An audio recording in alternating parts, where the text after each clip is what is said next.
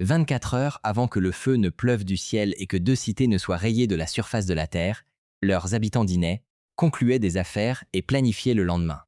Il n'y avait aucun avertissement dans le ciel, aucune fissure dans le sol, aucun signe que quelque chose n'allait pas. Les marchés étaient animés, les rues bruyantes, le soleil se couchait comme il l'avait fait pendant des générations, et au moment où il se leva de nouveau, il ne restait plus que de la fumée. Voici le récit heure par heure du dernier jour de la civilisation, la plus jugée de la Bible. Et les 3 révélations cachées dans ces dernières heures transformeront votre perception de la vie elle-même. Tout commence avec 3 étrangers sur une route. Il reste 18 heures. Genèse chapitre 18, versets 1 et 2. L'Éternel apparut à Abraham près des chênes de Mamré, tandis qu'il était assis à l'entrée de sa tente, pendant la chaleur du jour. Il leva les yeux et regarda, et voici, 3 hommes se tenaient devant lui. La chaleur du jour, le milieu de la journée, le soleil directement au zénith, écrasant la plaine comme un poids. Abraham se repose à l'ombre lorsque 3 silhouettes apparaissent à l'horizon. Abraham ne les attend pas, il court à leur rencontre. Il se prosterne à terre, offre de l'eau, du pain, du repos à l'ombre. Mais ce qu'il prépare en réalité, c'est un festin. Il dit à Sarah de cuire du pain frais à partir de fine farine. Il choisit un veau tendre dans le troupeau et le fait préparer. Il apporte du lait caillé et du lait, et dispose tout devant ses visiteurs. Puis, il se tient sous l'arbre pendant qu'ils mangent. Il ne s'associe pas avec eux. Il se tient debout. Il sert. Abraham ne saisit pas encore pleinement l'identité de ses convives. Mais l'un de ses visiteurs est l'Éternel lui-même, et les 2 autres sont des anges qui se tiendront aux portes de Sodome au crépuscule. C'est le premier de 2 repas qui auront lieu ce jour-là. Celui-ci se déroule à ciel ouvert, à l'ombre de chênes ancestraux, dans la générosité et la paix. Dieu s'assied à table. La vie est sur le point d'être promise. L'air est immobile. Le pain est chaud. Et tandis qu'Abraham verse du lait pour le Créateur de l'univers, quelqu'un à Sodome conclut une affaire dont il ne récoltera jamais les fruits. Les visiteurs posent une question à Abraham. « Où est Sarah, ta femme ?» Abraham répond qu'elle est dans la tente, puis l'un des visiteurs prononce une promesse qui change tout. Genèse chapitre 18, verset 10. « Je reviendrai sûrement vers toi à cette même époque l'année prochaine, et Sarah, ta femme, aura un fils. » Sarah écoute de l'intérieur de la tente, derrière le visiteur. Elle a 90 ans. Abraham en a près de 100. La promesse semble impossible, et Sarah rit en elle-même. Elle rit parce que l'idée de porter un enfant à son âge semble défier la nature. L'Éternel répond. Y a-t-il quelque chose de trop difficile pour l'Éternel? Dieu donne simultanément la vie à un ventre stérile et se prépare à ôter la vie d'une plaine corrompue. Création et jugement, émanant de la même bouche, dans la même conversation, au cours de la même après-midi. Dans 24 heures, Abraham se tiendra sur cette même colline et regardera vers l'est. Et là où se dressent aujourd'hui 2 cités, il n'y aura plus que de la fumée. Les hommes se lèvent du repas et regardent vers Sodome. Abraham les accompagne pour les raccompagner. Et puis Dieu fait quelque chose d'extraordinaire. Il s'arrête. Il délibère à voix haute. Genèse chapitre 18, verset 17. « Cacherai-je à Abraham ce que je m'apprête à faire ?» Dieu décide de lui dire « Le cri contre Sodome et Gomorrhe est grand, et leur péché est très grave. Je vais descendre pour voir s'ils ont agi entièrement selon le cri qui est parvenu jusqu'à moi. Et si ce n'est pas le cas, je le saurai. » Les 2 anges continuent vers la vallée. L'Éternel reste avec Abraham. Et ce qui suit est l'une des conversations les plus remarquables de toutes les Écritures. Ce qu'Abraham fait ensuite n'a jamais été fait auparavant dans la Bible. Il argumente avec Dieu, et Dieu le lui permet. Il reste 12 heures. Genèse chapitre 18, versets 22 à 25. Abraham s'avance. Il ne s'incline pas, il ne recule pas, il parle. « Vas-tu vraiment faire périr le juste avec le méchant? Supposons qu'il y ait 50 justes dans la ville. Vas-tu alors balayer l'endroit et ne pas l'épargner à cause des 50 justes qui s'y trouvent? Loin de toi de faire une telle chose, de faire mourir le juste avec le méchant, de sorte que le juste soit traité comme le méchant. Loin de toi. Celui qui juge toute la terre ne fera-t-il pas ce qui est juste? » C'est extraordinaire. Abraham ne remet pas en question le droit de Dieu de juger. Il en appelle au caractère même de Dieu. Il demande à Dieu d'être cohérent avec sa propre justice. Et Dieu répond. Si je trouve à Sodome 50 justes dans la ville, j'épargnerai tout l'endroit à cause d'eux. 50 personnes qui marchaient avec Dieu dans une ville de milliers d'habitants. Et Dieu épargnerait tout le monde, chaque homme, chaque femme, chaque enfant, à cause de 50. Mais Abraham connaît la ville. Il sait que son neveu Lot y vit, et il suspecte que le nombre ne tiendra pas. Alors, il insiste à nouveau. Genèse chapitre 18, verset 27. « Voici j'ai osé parler au Seigneur, moi qui ne suis que poussière et cendre. L'humilité est délibérée. Abraham sait qu'il négocie avec le Créateur de l'univers. Et pourtant, il insiste. Supposons qu'il manque 5 des 50 justes. Vas-tu détruire toute la ville par manque de 5 ? Dieu répond. Je ne la détruirai pas si j'y trouve 45. 45, puis 40, puis 30, puis 20. Chaque fois qu'Abraham abaisse le nombre, chaque fois Dieu dit « oui ». Cette miséricorde est stupéfiante. Dieu ne cherche pas une raison de détruire, il cherche une raison de sauver. Tandis qu'Abraham négocie pour 40 vies, les hommes de Sodome commencent à se rassembler sur les places, alors que la chaleur du jour diminue. Ils ne savent pas qu'un homme sur une colline se bat pour leur survie. Ils ne savent pas que leur existence dépend désormais d'un nombre. Et puis Abraham atteint son dernier chiffre, 10. Oh, que le Seigneur ne se fâche pas, et je parlerai encore, mais cette fois seulement. Supposons qu'on en trouve 10. Dieu répond, à cause de 10, je ne la détruirai pas. 10 justes dans toute la ville, c'est le seuil final. Si 10 personnes à Sodome marchaient encore avec Dieu, chaque âme de cette ville serait épargnée. Genèse chapitre 18, verset 33. L'Éternel s'en alla lorsqu'il eut achevé de parler à Abraham, et Abraham retourna à sa place. Abraham s'arrête à 10. Il ne demande pas pour 5. Il ne demande pas pour 1. Peut-être croyait-il que Lot et sa famille représenteraient sûrement au moins 10 personnes. Peut-être ne pouvait-il se résoudre à aller plus bas. Mais le silence après cette conversation est dévastateur, car le lecteur sait déjà ce qu'Abraham ne sait pas encore. Il n'y a pas 10 justes à Sodome, il n'y en a même pas 5. Dieu a fixé le seuil au nombre le plus bas qu'Abraham ait osé nommer, et la ville échouera tout de même à l'atteindre. La miséricorde était réelle, l'offre était sincère, et ce ne fut pas suffisant.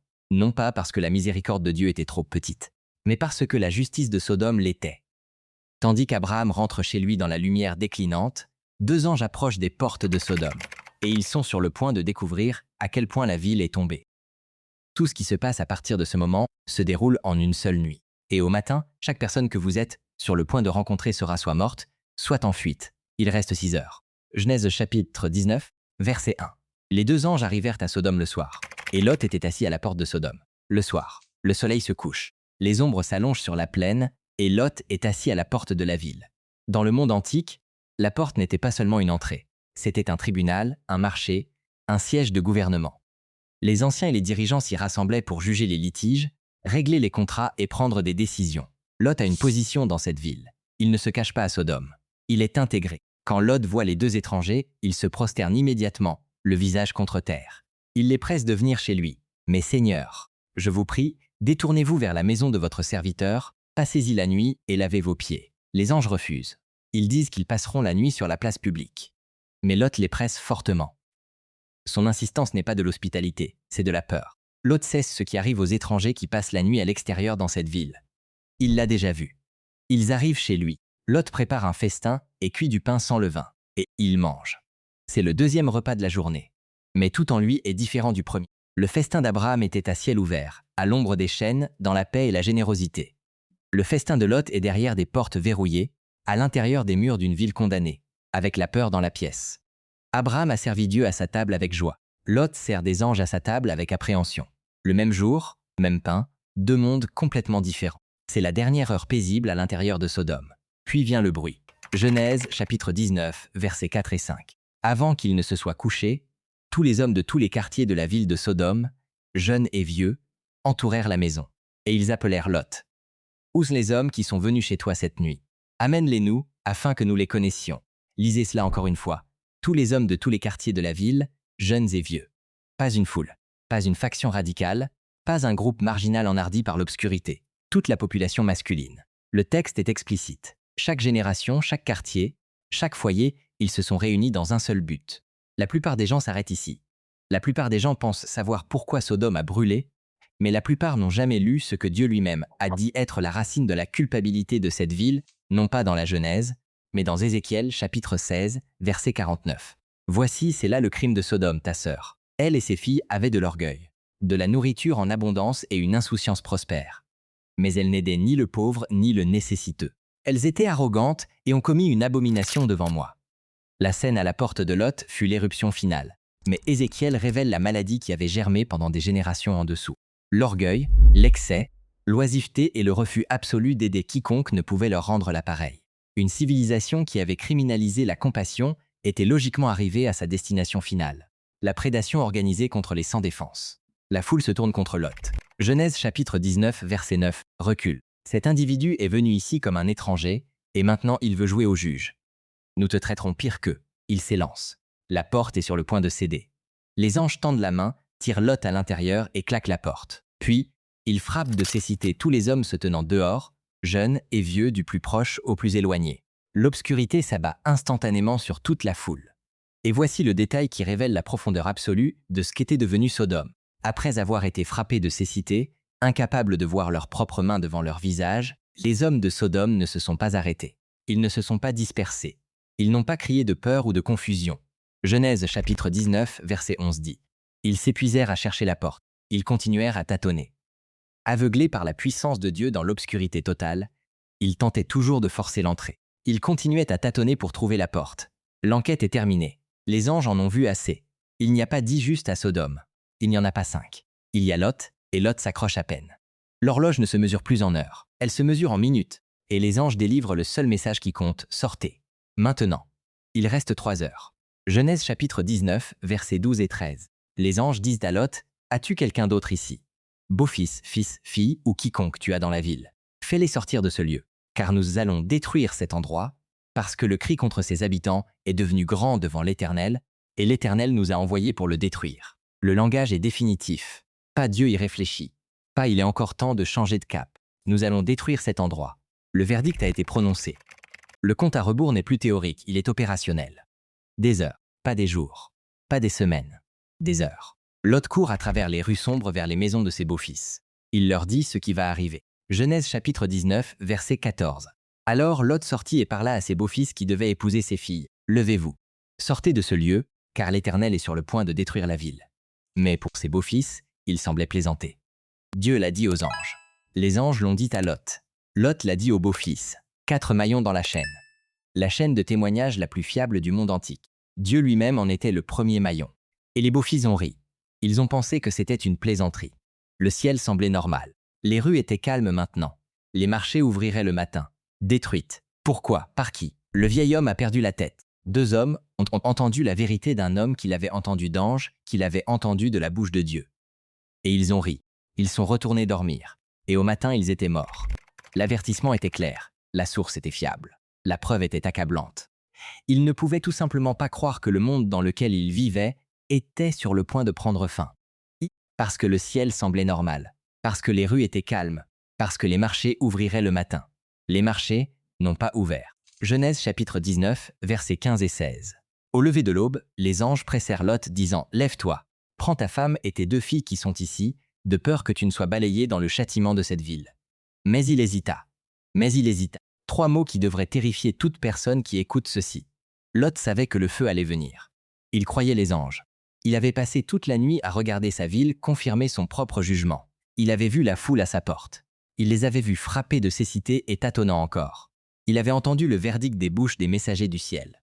Et au moment de partir, il hésita, il s'attarda. Il ne pouvait pas lâcher prise. Alors les hommes le saisirent, lui, sa femme et ses 2 filles par la main, l'Éternel étant miséricordieux envers lui. Et ils le firent sortir et le déposèrent en dehors de la ville. Les anges ont dû lui saisir la main. Ils l'ont physiquement saisi, lui et sa famille, et les ont traînés hors de la ville. Le texte dit « L'Éternel étant miséricordieux envers lui ». Voici à quoi ressemble la miséricorde lorsque le temps est écoulé. Non pas un doux murmure, ni une invitation ouverte, mais une main agrippant le poignet, tirant un homme réticent hors d'un bâtiment sur le point de s'effondrer. Ce n'est plus une invitation, c'est une extraction. Dieu n'a pas attendu que Lot décide. Dieu a décidé pour lui, et l'a traîné hors de là vivant. Le soleil se lève. Lot court vers Tsoar. Et derrière lui, le ciel est sur le point de s'ouvrir. Le soleil s'est levé. Genèse chapitre 19, verset 17. Après les avoir fait sortir, l'un des anges dit « Échappe-toi pour ta vie. Ne regarde pas derrière toi et ne t'arrête nulle part dans la plaine. Échappe-toi vers les collines, de peur que tu ne sois balayé. Un seul commandement, ne regarde pas en arrière. Ne t'arrête pas. Ne ralentis pas. Cours. » L'eau supplie de fuir vers Tsoar, une petite ville voisine, au lieu des montagnes. Les anges acceptent. La ville sera épargnée.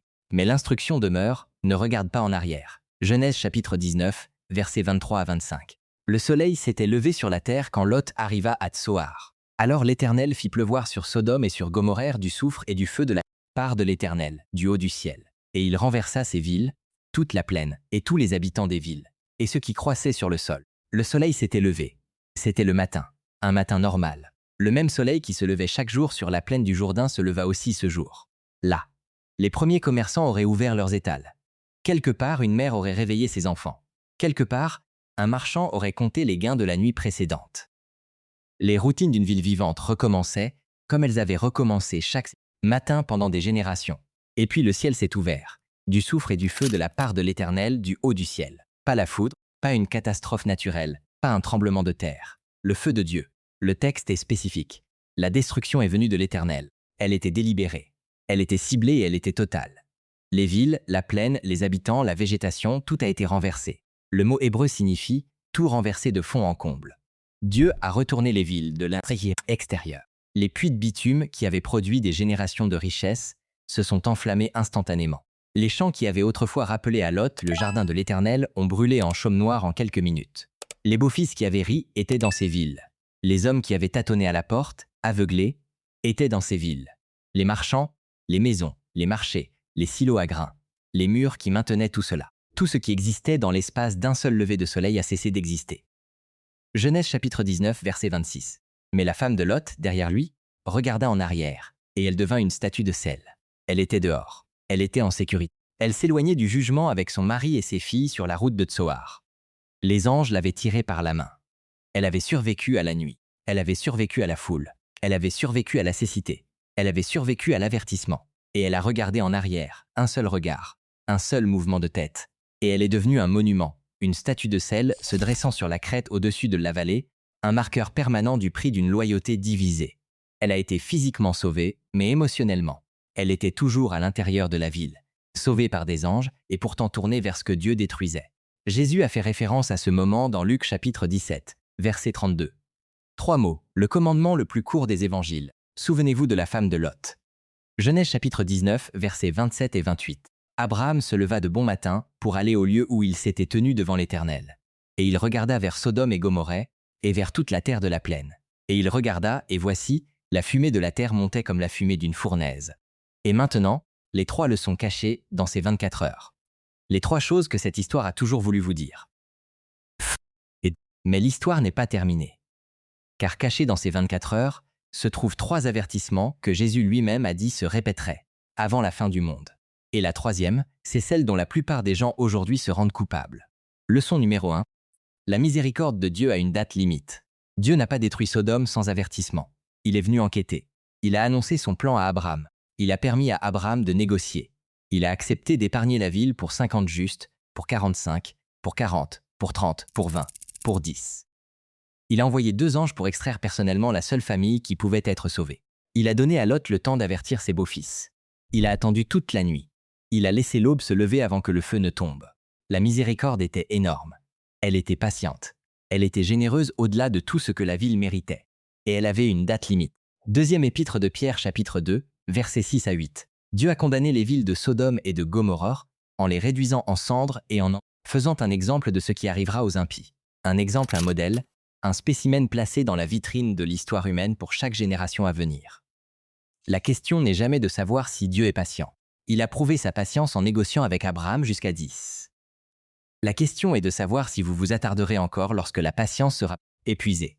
Car le soleil s'est levé sur Sodome comme il se levait chaque autre jour, puis le feu est tombé. La date limite ne s'est pas annoncée. Elle est simplement arrivée. Leçon numéro 2. Quand Dieu dit de partir, ne regarde pas en arrière. La femme de Lot a été sauvée. Elle avait été tirée de la ville par des mains angéliques. Elle était sur la route de Tsoar avec son mari et ses filles. Elle avait survécu à la nuit la plus terrifiante de l'histoire du monde antique et elle a regardé en arrière. Pourquoi? Le texte ne le dit pas, mais l'implication est dévastatrice. Elle a regardé en arrière parce qu'une partie d'elle était encore dans cette ville. Sa maison, ses voisins, sa routine, son confort, sa vie. La ville brûlait derrière elle et elle n'a pas pu s'empêcher de se tourner vers elle. Elle était physiquement hors de Sodome, mais Sodome n'était pas sortie d'elle. Jésus l'a utilisée comme un avertissement pour la fin des temps. Luc chapitre 17, versets 28 à 33. De même qu'il arriva du temps de Lot, les gens mangeaient, buvaient, achetaient, vendaient, plantaient, bâtissaient. Mais le jour où Lot sortit de Sodome, il plut du ciel du feu et du soufre, et les fit tous périr. Il en sera de même le jour où le Fils de l'homme se révélera. En ce jour-là, que celui qui sera sur le toit ne descende pas pour prendre ses biens, et que celui qui sera au champ ne retourne pas en arrière. Souvenez-vous de la femme de Lot. Quiconque cherchera à sauver sa vie la perdra, et quiconque la perdra la conservera. L'avertissement n'est pas ancien, il est prophétique. Jésus dit que ce schéma se reproduira, non pas avec du soufre, mais avec la même finalité. Et quand cela arrivera, ne regardez pas en arrière. Quand Dieu vous dit de quitter quelque chose, une habitude, une relation, une saison, une version de vous-même qu'il a déjà jugée, partez, ne vous retournez pas. Ne pleurez pas ce que Dieu retire. Ne devenez pas un monument à ce que vous avez refusé de lâcher. Leçon numéro 3. Arrêtez de vous attarder. Lot connaissait la vérité. Il croyait à l'avertissement. Il avait vu sa ville confirmer son propre jugement de ses propres yeux. Il avait vu les foules encercler sa maison. Il les avait vues frapper de cécité et cherchant toujours la porte. Il avait entendu des anges lui dire en face que la ville serait détruite. Et au moment de partir, il hésita. Non pas parce qu'il doutait de l'avertissement, non pas parce qu'il remettait en question la source, mais parce que partir est plus difficile que de croire. Cela l'a toujours été. Deuxième épître de Pierre, chapitre 2, versets 7 et 8 appelle Lot juste. Il était tourmenté dans son âme juste par les œuvres illégales qu'il voyait et entendait jour après jour. Il haïssait le péché autour de lui. Il en souffrait quotidiennement. Il n'était pas à l'aise à Sodome. Il était malheureux à Sodome. Et il ne pouvait toujours pas se résoudre à partir. C'est la position la plus dangereuse du monde. Savoir qu'il faut partir et ne pas le faire. Croire complètement à l'avertissement et ne pas bouger. Avoir toutes les preuves sous les yeux et c'est rester assis sur sa chaise. Non pas parce que vous êtes en désaccord avec la vérité, mais parce que le familier est plus puissant que l'effrayant. Même quand le familier vous tue. Peut-être êtes-vous dans votre propre Sodome en ce moment. Pas une ville de feu et de soufre, mais une situation, une relation, une habitude, un schéma, une vie que vous savez que Dieu vous a dit de quitter, et vous le croyez. Vous savez que l'avertissement est réel. Vous l'avez clairement entendu. Vous avez ressenti la conviction, et vous y êtes toujours. Vous vous attardez toujours. Vous vous dites encore que vous partirez demain, que vous vous en occuperez la semaine prochaine, qu'il y a encore du temps. Les anges ne viendront pas vous saisir le poignet, mais l'Esprit Saint accomplit le même travail en ce moment même. Il tire, il exhorte, il presse votre conscience avec la même urgence que ces anges ont pressé la main de Lot. Il dit ce que les anges ont dit à Lot. Lève-toi, sors. Maintenant, de peur que tu ne sois balayé. Cessez de vous attarder. Commencez à partir. Le soleil se lève déjà. Et une dernière image à emporter avec vous. 24 heures plus tôt, Abraham avait rompu le pain avec Dieu sous les chênes de Mamré. Le soleil était chaud. L'ombre était fraîche. Sarah riait à l'intérieur de la tente de l'impossibilité d'une promesse que Dieu tiendrait. Les visiteurs mangeaient. La conversation était sans hâte. L'après-midi s'étirait comme le font les après-midi, quand rien ne semble aller mal, et que le monde semble permanent. Maintenant, Abraham se tient seul. Tôt le matin, sur les hauteurs près d'Hébron, regardant vers l'est à travers la plaine, et là où se tenaient autrefois deux villes, il n'y a que de la fumée qui monte comme celle d'une fournaise. Silencieuse, totale. Les marchés ne sont pas ouverts. Les marchands ne commercent pas. Les enfants ne jouent pas. Il n'y a aucun son venant de la vallée. Il n'y a rien de la vallée. Seulement de la fumée montant en une colonne si épaisse et sombre qu'il semble que la terre elle-même brûle de l'intérieur. Un déjeuner, un coucher de soleil, une nuit, un lever de soleil. C'est tout ce qu'il a fallu. 24 heures entre le paradis et les cendres. Les gens qui ont ri de l'avertissement de Lot étaient sous cette fumée. Les beaux-fils qui pensaient qu'ils plaisantaient étaient sous cette fumée. Les hommes qui avaient tâtonné à la porte, aveuglés, et qui ne voulaient toujours pas s'arrêter, étaient sous cette fumée. Ils ont eu toutes les chances, tous les avertissements, toutes les opportunités de partir. Les anges sont venus dans leur ville. L'avertissement est parvenu à leurs oreilles et ils ont choisi de rester. Certains parce qu'ils pensaient que c'était une plaisanterie. Certains parce qu'ils ne pouvaient imaginer la fin de leur monde. Certains parce que le ciel semblait normal, les rues étaient calmes et les marchés ouvriraient sûrement le matin. Jésus a dit que le schéma se répéterait. Non pas avec du soufre, mais avec la même architecture. Une normalité absolue interrompue par une destruction totale. Manger et boire, acheter et vendre, planter et bâtir. La vie se déroulant comme si demain était garanti, puis le jour arrive. Non pas parce que Dieu est cruel, mais parce que Dieu est juste. Et une justice retardée n'est pas une justice annulée. Le silence du ciel ne signifie pas l'acceptation du ciel. Le soleil qui se lève chaque matin ne signifie pas que le feu ne tombera jamais. Cela signifie que la miséricorde continue de s'exercer. Mais la miséricorde, comme tout don, peut être refusée pour la dernière fois. Abraham a négocié avec Dieu jusqu'à 10. Dieu était prêt à épargner toute la ville. Chaque âme, chaque foyer, chaque marché, chaque enfant. Pour 10 justes, et la ville n'a pas pu les produire. La miséricorde était immense, la patience était réelle. Et pourtant, ce ne fut pas suffisant. Non pas parce que la grâce de Dieu était trop petite, mais parce que la repentance de la ville l'était. La fumée montait comme une fournaise au-dessus de la plaine où se tenaient autrefois deux villes. Et un vieil homme la regardait des hauteurs en silence. Il avait mangé du pain avec Dieu sous les arbres la veille seulement. Il avait argumenté pour la vie de la ville. Il avait poussé le nombre aussi bas qu'il l'osait, et ce ne fut toujours pas suffisant. La vallée qui ressemblait autrefois au paradis semblait maintenant la fin du monde, et en un sens, elle l'était. Pour chaque âme qui y avait vécu, le monde avait pris fin. Non pas parce qu'il n'avait pas été averti, mais parce qu'ils n'avaient pas écouté. Non pas parce que la miséricorde n'avait pas été offerte, mais parce que la miséricorde n'avait pas été acceptée. Quelque part dans ce silence, dans l'espace entre la fumée et le ciel, se trouve la question que cette histoire pose depuis 4000 ans. Ce n'est pas une question sur l'histoire ancienne. Ce n'est pas une question sur l'archéologie, ou la théologie, ou la géographie de la mer morte. C'est une question sur vous, sur ce moment, sur ce que vous ferez de ce que vous venez d'entendre. Quand la patience de Dieu atteindra ses limites, serez-vous déjà parti? Ou vous attarderez-vous encore? Si cela vous a fait voir cette histoire différemment, restez avec nous. Abonnez-vous et activez les notifications. Chaque semaine, nous approfondissons les mystères que la Bible révèle et que le monde a oubliés. Les preuves ne font que recommencer.